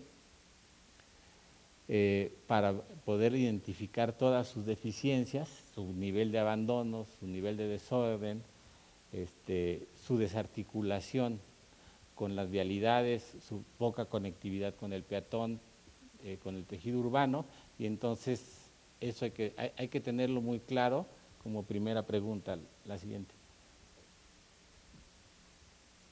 Entonces la isla del Cuale, como hablamos, es esta bisagra o esta más bien frontera que se hace verde entre un lado de Vallarta y otro, y se conecta a este proyecto que desarrolló esta empresa Wets 8 en Vallarta para poder recuperar este malecón. Este proyecto formalmente, bueno, le da una vida y le da un carácter. Creo que es acertado el proyecto, pero en términos del espacio y de sus usos, cometen un gran error porque a este malecón conectan todos los bares y restaurantes. Entonces, ¿qué pasó? Desplazaron las galerías, desplazaron los cafés, y entonces esa vida como urbana, cultural, se perdió. Y entonces por ahí se hicieron algunos ajustes para crear algunos foros al aire libre y todo, tratar de recuperar eso, pero fue muy difícil. Entonces, ¿cómo el uso del suelo puede ser el principal enemigo para no generar esa relación con el espacio? La siguiente. Entonces, ya empezamos a simplificar esta tipificación de cómo están las zonas estructuradas en términos de uso y usos de suelo y equipamientos, para ver cómo funciona la isla también. Es decir, la relación entre un servicio, la parte habitacional o el comercio o mixto, y entonces vamos a encontrar que tiene una gran intensidad comercial, prácticamente tocando la isla, e incluso se mete a la isla, ¿no? Como la parte de servicios que están en torno al malecón se mete en el acceso y queda una parte como más conservada, ya en la parte mucho más profunda donde nadie accede. Luego, cómo este elemento se puede estructurar o pues se puede vincular con otros elementos urbanos, otros componentes, para poder establecer una nueva relación. La siguiente. Y entonces se identifican estos puntos, estos nodos o hitos, como les llame, como se le pueda mencionar, en el sentido de la gente te explica la ciudad y te dice la presidencia municipal, el faro, el malecón, y los tiene muy claros. Y esos son los elementos que tienen que ser tomados en cuenta para poder ser parte de esa reestructura. Porque son parte de alguna manera, no solo esa imagen, sino algunos sí son parte de forma una identidad. El siguiente. Entonces, en los estudios, eso fue en los urbanos, en los estudios ambientales, lo que se hace también es tratar de tipificar cómo está funcionando la isla en términos ambientales desde este concepto que es un espacio intervenido. Entonces, como en ciertos sectores vemos que de acuerdo a la intensidad o al uso, la calidad natural o de biodiversidad va creciendo. Entonces, entre menos ha tocado, se va no solamente ampliando, sino siendo más profundo y diverso. La siguiente. Y entonces se detectan qué especies tiene, prácticamente la vegetación muy valiosa en el dosel de los árboles, de los árboles principales, y tiene una biodiversidad, sobre todo en aves, muy alta, y un problema de una fauna nociva que es el gato, incluso le llaman la isla de los gatos. Entonces, esto es muy importante al momento de gestionar, decir cuáles son estas especies introducidas, las nativas, y igual con la fauna. Y entonces, esto nos da la pauta para estar empezando a zonificar desde el análisis, se empieza a zonificar la isla y empieza a tomar una vocación en los diferentes temas, en estos diferentes temas. La siguiente. Y esta se convierte en la limitación más grande, es decir, la isla en el derecho, en la zona federal, lo que nos marca es prácticamente un polígono mucho menor al que actualmente está concesionado o parte está concesionado a estos actores comerciales. Entonces, bueno, con esas características se define muy bien, sobre todo al momento de su gestión, para poder reordenarla. Ahorita vamos a explicar un poquito mejor eso, y ver cómo el escurrimiento podría poder impactar en un evento extraordinario proyectado a 10 años, el emplazamiento de la isla. Entonces, ¿dónde pueden subir esta marea? ¿Dónde hay más riesgo? Entonces, se toma en cuenta para definir los criterios de diseño.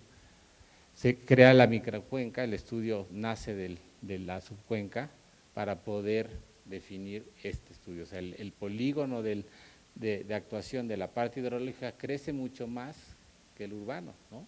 Entonces, es como juego con esas escalas para poder abordar los distintos problemas. O sea, lo económico tiene una escala, lo ambiental en el aspecto hidrológico otra, y el urbano tiene otro polígono. Si tratamos de abordarlo de una sola escala, pues no va a ser muy útil cierta información para poder tomar decisiones por los tiempos. La siguiente. Pero, a ver, anterior. Aquí vemos una foto antes de que existiera el río Cuale. Ya existía la calle, pero todavía no existe la isla. Entonces, después de un evento meteorológico, se confinó ahí un elemento topográfico, y a partir de ahí la empezaron a configurar. Adelante. Entonces, ya en la parte del concepto, a nivel conceptual, viendo estos tres temas, que es esta fusión con la parte natural que puede representar esta isla, con la parte de servicios turísticos y con la parte de servicios turísticos y con la parte que necesita la ciudad para realmente poder ser una isla que articule y estructure este tejido urbano. Entonces empezamos a cuantificar y organizar estos elementos y estas actividades. Entonces viene una estructura muy conceptual, una zonificación muy primaria, donde nos permite establecer esa nueva relación, dónde accedo, dónde voy a vestibular, cuáles son los nodos para conectar una zona de la isla con otra, cómo voy a ir difuminando estas actividades y bajando esta intensidad en la parte que tiene más valor ambiental, y entonces empiezo a estructurar un esquema de concepto. La siguiente.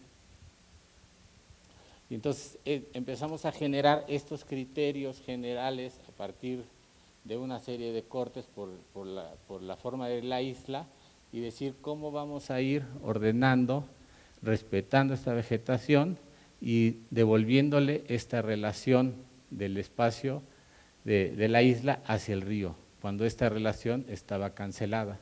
Entonces, ¿cómo voy a recuperar esta relación de esta parte del espacio público hacia la isla? Porque la isla está desarticulada de la ciudad. Entonces, son los primeros criterios de los que uno empieza a hacer esquemas para poder empezar a buscar soluciones.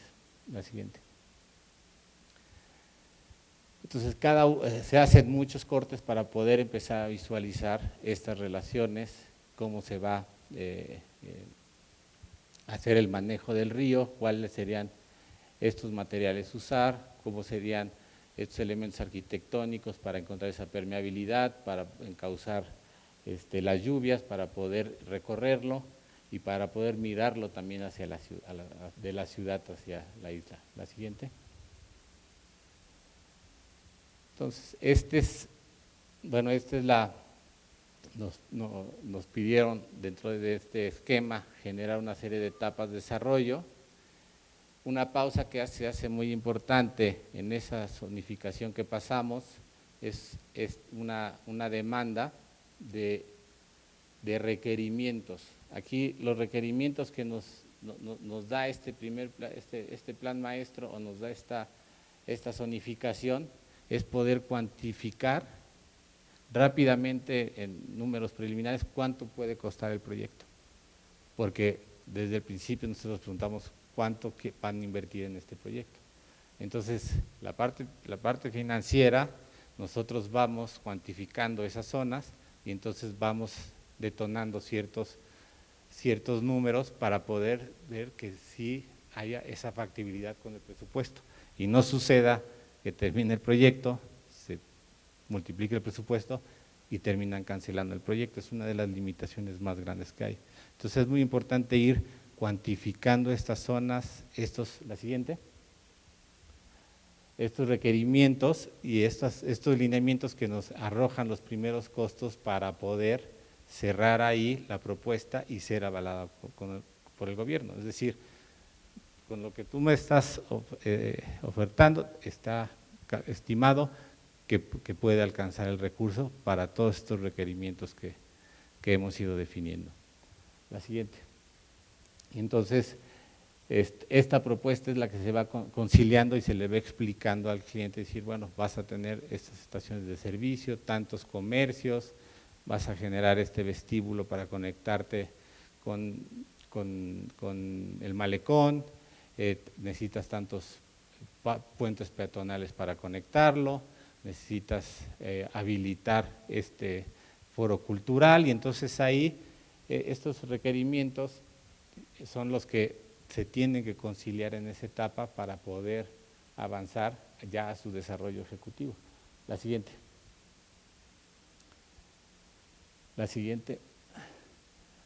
Entonces, básicamente, en la primera etapa, lo que se decidió fue confinar, respetar el museo de sitio, confinar unos elementos de servicios gastronómicos de mejor calidad y crearle un vestíbulo y una conectividad al malecón. Es decir, darle un acceso, una relación del elemento más importante de la ciudad, que es el malecón, a la ciudad. El que realmente tenga esa vinculación ahora no la tiene, solamente una escalera, y entonces se crea ahí el inicio del recorrido, creando un vestíbulo mucho más claro, urbano, que lo pudiera identificar el turista o el usuario. Luego, en la segunda parte, lo que hicimos fue generar una diversidad de servicios, como tiendas de artesanías, cafeterías, para crear un producto, un servicio de mejor calidad. Y en la parte de arriba, donde está la parte peatonal, ahí se reubicaron y se rediseñaron se reubicarán todos los puestos, el ambulantaje que estaba a lo largo del…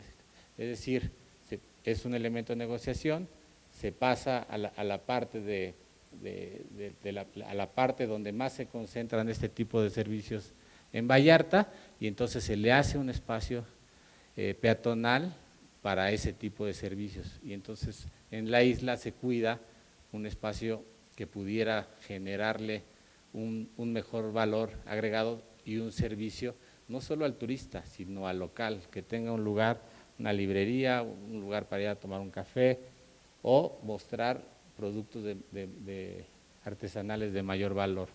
Después viene una transición, respetando ya un restaurante arraigado y una zona de transición natural por la configuración del estudio hidrológico. Ahí recomendaba no intervenir tanto, entonces dejamos esa conexión, se crea otro nodo de conexión a una parte mucho más cultural que tendrá que ver con estos usos que actualmente ofrece, y solamente se ordenan y se crean espacios para poder tener esta diversidad, ¿no? O sea, hay muchos foros, hay muchos congresos gastronómicos, hay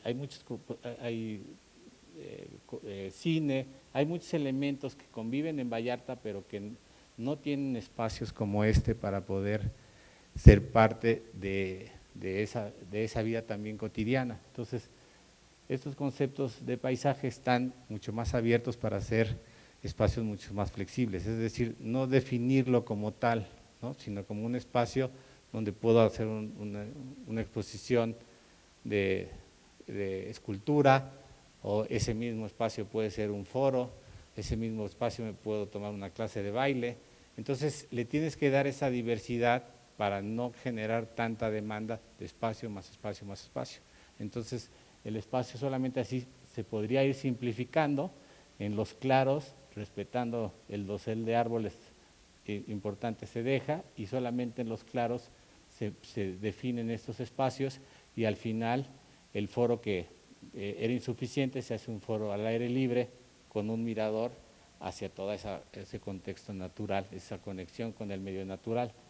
Entonces son espacios muy sencillos que permiten, por un lado, esa flexibilidad, pero también una viabilidad económica. La siguiente. Entonces, ¿cómo confinando un elemento topográfico te puede dar la oportunidad de seguir recorriéndolo, de vivirlo, de confinarle un recorrido y generarle esa continuidad a la isla? Entonces, es un espacio con un mínimo para poder organizar y detonar lo más, ¿no? Sí. La siguiente. Aquí en el vestíbulo, bueno, aquí nos solicitaron la intervención de un escultor, la recomendación es Kapur, que hizo esta escultura en Chicago, que genera turismo, y ellos quieren una mega escultura para poder traer más turismo.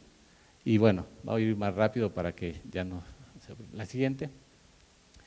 Se respeta el museo de sitio, el museo del Cuale, se abre un patio respetando el dosel, y luego se crea una librería con una cafetería para darle vida a este vestíbulo también.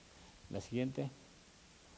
Los elementos arquitectónicos están planteados para hacer esa transparencia, de esa relación del arroyo con el interior de la isla, y lo que son los servicios se convierten en un mirador. Entonces, la arquitectura es el mínimo de estos elementos para poder garantizar esa permeabilidad. La siguiente. Esta es una imagen del vestíbulo y de esa conexión con el malecón. La siguiente. Y estos restaurantes sacaran sus terrazas, sus comensales a vivir este espacio. Una rampa, sobre todo para ser incluyente con todos. Y la siguiente. Y bueno, esta relación otra vez con el río que se había perdido. La siguiente. La siguiente. Esta flexibilidad de estos espacios y esta relación con el peatón y la calle recuperada. La siguiente. Esta versatilidad de cada uno de estos foros. La siguiente. Y cómo vivo la parte hacia el río, ¿no? La siguiente. Bueno, esto ya te lo entrego más, nada más son unas láminas de un proyecto ejecutivo para hacerlo, digamos, todo esto que hemos hablado, cuantificable, y esto es lo que hemos ahorita ido construyendo como equipo de trabajo para poder abordar este tipo de proyectos desde estos enfoques, con estas asesorías y esta horizontalidad de la parte multidisciplinaria, unas asesorías que le aportan a través de estudios claridad al problema y poder tomar estas decisiones. La siguiente. La siguiente. ¿Ya no hay otra? No. Bueno, nada más para agradecerles el tiempo y bueno, nada más para concluir, hablábamos de estos procesos actuales y estos entornos urbanos o proyectos que nos están dando requerimientos y necesidades a otra velocidad, donde indispensablemente sí creemos que esta visión interdisciplinaria tiene que ser una manera de trabajar para tener respuestas mucho más concretas y teniendo los problemas más claros. Entonces, sí eso hay que adquirirlo desde la escuela y irlo buscando en la práctica, ¿no? Eso sería lo que podría comentar nada más. Gracias y perdón que me extendí un poco. Pero, bueno. Yo voy a ventanear a Rodrigo, porque Rodrigo fue mi alumno, Claudia que trabaja con él fue mi alumna, Michelle fue mi alumno. ¿Por qué lo quiero ventanear? Porque les voy a decir algo que Rodrigo no se los va a decir. Era tremendo, le encantaba la pachanga. Y entonces era una catástrofe, porque venía la entrega y uno decía, oye, qué buena entrega, pero no la terminé porque pasó quién sabe qué cosa, ¿sí? Cuando veo los proyectos digo, verdaderamente lo que se necesita es pues tenerle la pasión a la profesión. O sea, me queda muy claro, o sea, y se los digo para todos ustedes que de pronto, Rodrigo creo que algún semestre incluso de proyectos reprobó, porque no terminó la entrega. O sea, no era que no tuviera las capacidades, sino que Michelle, por ejemplo, o Claudia eran al contrario. Había que traer hasta el último, la última letra que pidieron, pues ponle al plano arquitectura de paisaje, punto, le ponían el punto. Rodrigo no le ponía el punto y siempre había problemas con Rodrigo. Y entonces se los quiero decir porque cuando yo vi un profesional como Rodrigo y la presentación que está haciendo, perdón que no vi la de Carla, Carla no fue mi alumna, pero cuando veo la presentación de Rodrigo, pues yo diría, como diría mi abuelita, me quedo con la boca abierta. Digo, ¿qué cantidad de trabajo han realizado? Y además, cómo Rodrigo ha organizado un equipo multidisciplinario siendo la cabeza un arquitecto paisajista. O sea, no siendo la cabeza ni un arquitecto ni un urbanista, sino un arquitecto paisajista. Y esto yo creo que para todos los alumnos de paisaje es muy revelador el asunto. Es muy revelador porque lo que quiere decir es que yo fui coordinador de paisaje hace como 10 años y lo que yo decía era, hay un reto, no más, hace 18 años, qué horror, ¿sí? Entonces, Claudia fue coordinadora conmigo hace por lo menos 12 años y bueno, qué horror pensar en el tiempo. Pero yo les quiero decir una cosa, hace 12 años decíamos que era un reto, hoy decimos que es un reto también estudiar arquitectura de paisaje, pero cada vez es más claro cuál es el trabajo de un arquitecto paisajista. Y en ese sentido hay el hecho de cómo se pueden integrar estos equipos multidisciplinarios. Creo que la presentación venía muy claro quién conformaba el equipo. Ni todos son paisajistas por un lado, pero la cabeza sí es un paisajista, y por otro lado vemos que la escala requiere de otros conocimientos que no son los que necesariamente se nos enseñan en arquitectura. Y entonces por eso que tenemos que tener arquitectos paisajistas y arquitectos y urbanistas que trabajen en proyectos multidisciplinarios de estas escalas de las que estabas presentando. Yo te quiero felicitar y tomé el micrófono, perdón que te ventaneé, porque a veces los estudiantes piensan que si no eres el que le pone el puntito y eres el mejor en la licenciatura, pues a lo mejor no la vas a hacer profesionalmente.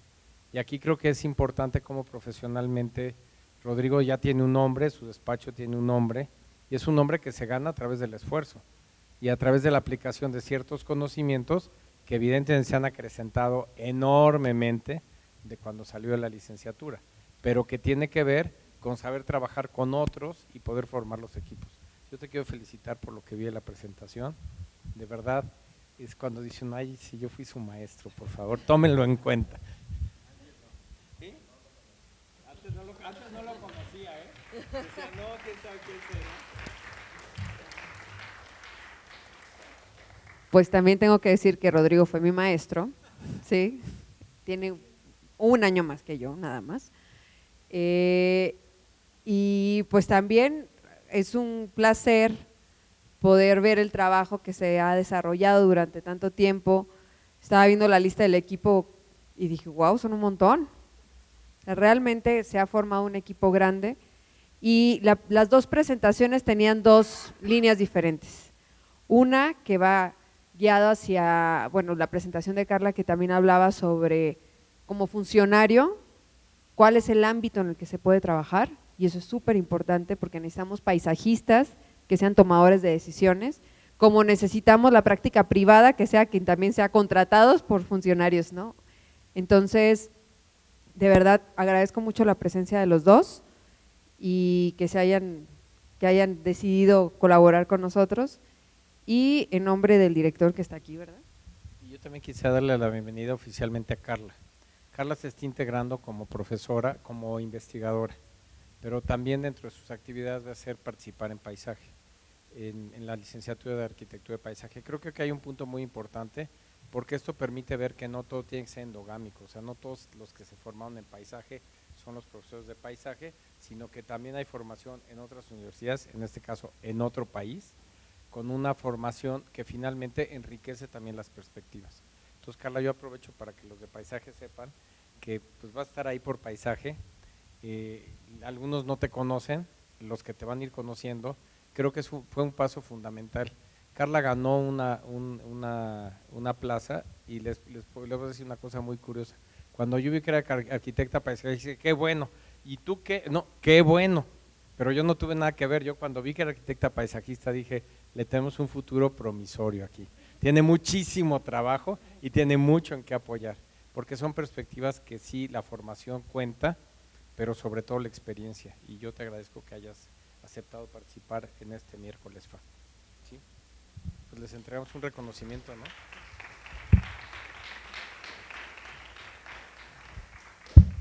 Este es para Carla. Carla, muchísimas gracias. Rodrigo.